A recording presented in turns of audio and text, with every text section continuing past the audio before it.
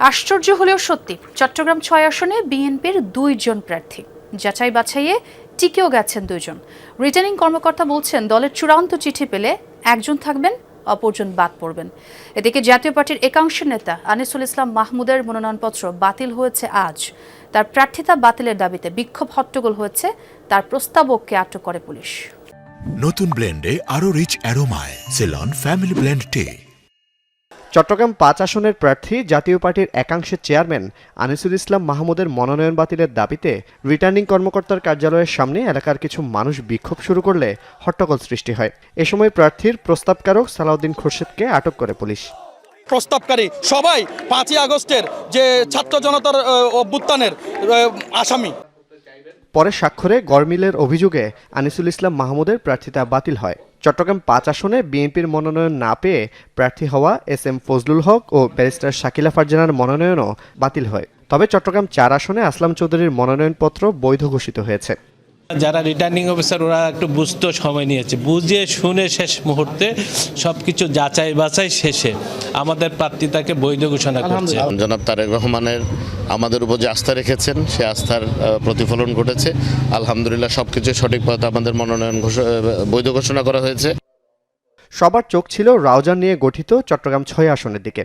গোলাম আকবর খন্দকার ও গিয়াসউদ্দিন কাদের চৌধুরী দুজনেই বিএনপির মনোনয়নপত্র দাখিল করায় যাচাই বাছাইয়ে উভয়ের প্রার্থিতা বৈধ ঘোষণা করেন রিটার্নিং কর্মকর্তা।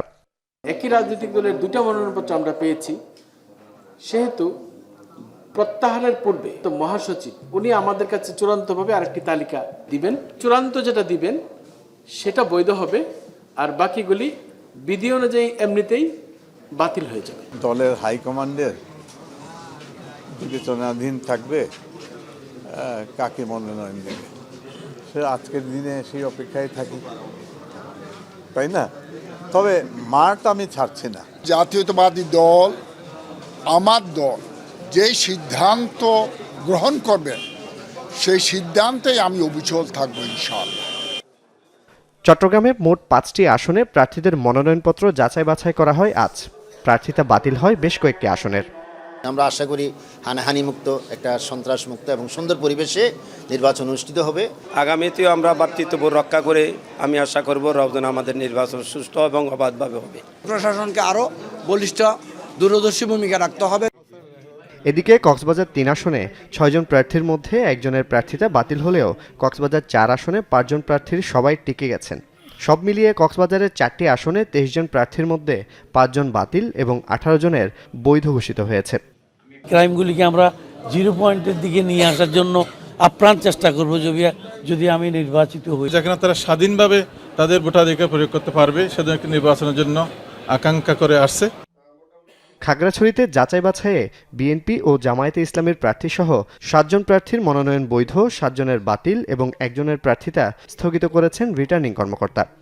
নির্বাচিত হলে আমি প্রথমত এই এলাকায় স্থায়ী শান্তি প্রতিষ্ঠার জন্য কাজ করব, চাঁদাবাজ মুক্ত একটি খাগড়াছড়ি গড়ার জন্য তারা যে অপেক্ষা করছে, ইনশাল্লাহ 12ই ফেব্রুয়ারি সেটার প্রতিফলন হবে। জোবাইদ ইবনে শাহাদাত, যমুনা নিউজ। আমরা একটু সরাসরি যুক্ত হতে চাই আমার সহকর্মী আলামিন শিকদারের সঙ্গে, তার কাছ থেকে বাকি খবরটা জানব। আলামিন, মনোনয়ন ইস্যুতে যেই হট্টগোল হয়েছে এবং প্রস্তাবককে আটক করা হয়েছে, এই ঘটনার সর্বশেষ কি আপডেট আছে আপনার কাছে, এবং সেই সাথে আরো একটি বিষয় জানাবেন অন্যান্য আসনের বিষয়ে। এই যে চট্টগ্রাম 5 আসন হাটাজারি, সেই জায়গাটিতেই নজর দিতে হয়, কারণ সেখানে আমরা দেখেছি যে বেশ কিছু প্রার্থীদের যে মনোনয়ন সেটা অবৈধ অর্থাৎ বাতিল ঘোষণা করা হয়েছে, যার মূল কারণ বেশ কিছু নির্বাচন কমিশন থেকেই বলা হয়েছে যে কি কি কারণে বাতিল করা হয়েছে। এই আসনটিতে যাদের প্রার্থীতা বাতিল করা হয়েছে তারা সবাই কিন্তু হেভিওয়েট। অন্যদিকে আমরা দেখছি একটু যদি পরিসংখ্যানে বলতে চাই যাদেরটা বাতিল হয়েছে, এর মধ্যে হচ্ছেন আনিসুল ইসলাম মাহমুদ জাতীয় পার্টির, তারটা অবৈধ ঘোষণা করা হয়েছে। SM ফজলুল হক, তিনি স্বতন্ত্র প্রার্থী ছিলেন, তারটা অবৈধ করা হয়েছে। শাকিলা ফারজানা স্বতন্ত্র ছিলেন, তারটা অবৈধ ঘোষণা করা হয়েছে। এবং মোহাম্মদ ইমামউদ্দিন রিয়াদ তিনি স্বতন্ত্র প্রার্থী, তারটাও অবৈধ ঘোষণা করা হয়েছে। এখানে কারণটা একেবারে উল্লেখ করে দেওয়া হয়েছে। আনিসুল ইসলাম মাহমুদের জাতীয় পার্টির যে মনোনয়ন সেটা সঠিক নয়, মনোনয়নপত্রটি সেটা বলা হয়েছে। স্বতন্ত্র প্রার্থী SM ফজলুল হকেরটা বলা হচ্ছে যে 1% যে ভোটারের সংখ্যা দেয়া হয়েছিল সেটা যাচাই বাছাইতে সমস্যা দেখা দিয়েছে, যার কারণে কিন্তু তারটাও বাতিল করেছে।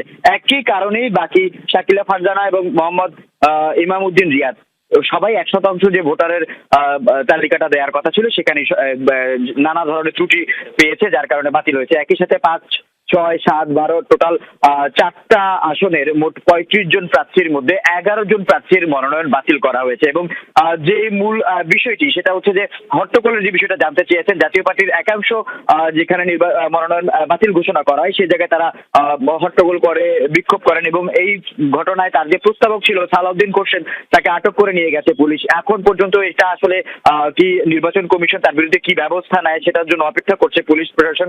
তার পরবর্তীতে হয়তো জানা যাবে। সবকিছু মিলিয়ে এখন পর্যন্ত এই যে মনোনয়ন বাতিলের যে যারা রয়েছেন তারা হয়তো আপিলের সুযোগ রয়েছে, তারা আপিল করবে। আলামিন বুঝতে পেরেছি, অনেক ধন্যবাদ আপনাকে সে আপডেট জানানোর জন্য।